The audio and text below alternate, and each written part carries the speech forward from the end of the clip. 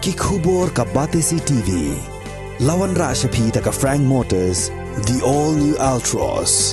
Now, with more exciting features. Ka any ride, ka app ban book taxi bat bike, ban pensuk ya ka let kawan katkum ka jingdon kam jongpi, namar bangi nyokor ya ka por jongpi. Download ya ka app na ka Play Store. Ka IZ Group of Institution Bangalore, kadai ke college babhatam nagabenta ka jingpuli nursing but paramedical course, hospital training, hinyo scholarship but 6% ka kam, haki hospital bahedo India but shabari. Nabenta ka jingpuli ka jingseo ka baret but hila ban lagu ban puli da ka education loan. Hila ruban syukola ho number kandai nyo saw san riu pranot. Lani kandai pran riu license, ar riu kandai pra.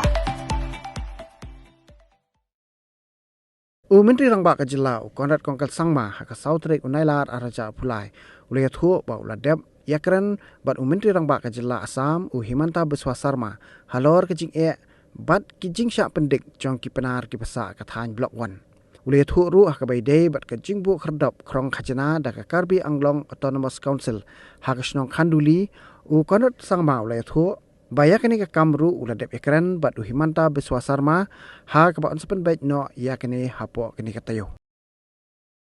Honorable Chief Minister of Assam, and he has taken the matter up very seriously. Even as we speak, the Assam government is having a series of meetings on certain incidents and issues that are there pertaining to the border area. And by evening, I will be again in touch with the Honorable Chief Minister of Assam just to share with you in the last 4 days we have spoken to each other more than 10 times on the phone, and because of certain circumstances we were not able to visit in the last few days, but most probably post August 15th we will try and visit together. But in the meantime, the issues that are coming up in these areas, we are ironing those issues out, and there are some small concerns that have come up regarding some kind of check gates and all, which last time had been brought to my notice by the local political leadership there and some of the public in Khandoli area. That issue also has been taken up by me with the Assam counterpart, and I hope that we'll be able to resolve that within this week itself. There was a bit of a complication in that matter, but I have got assurance from the Honorable Chief Minister that he will resolve the issue. But let's wait for the final outcome.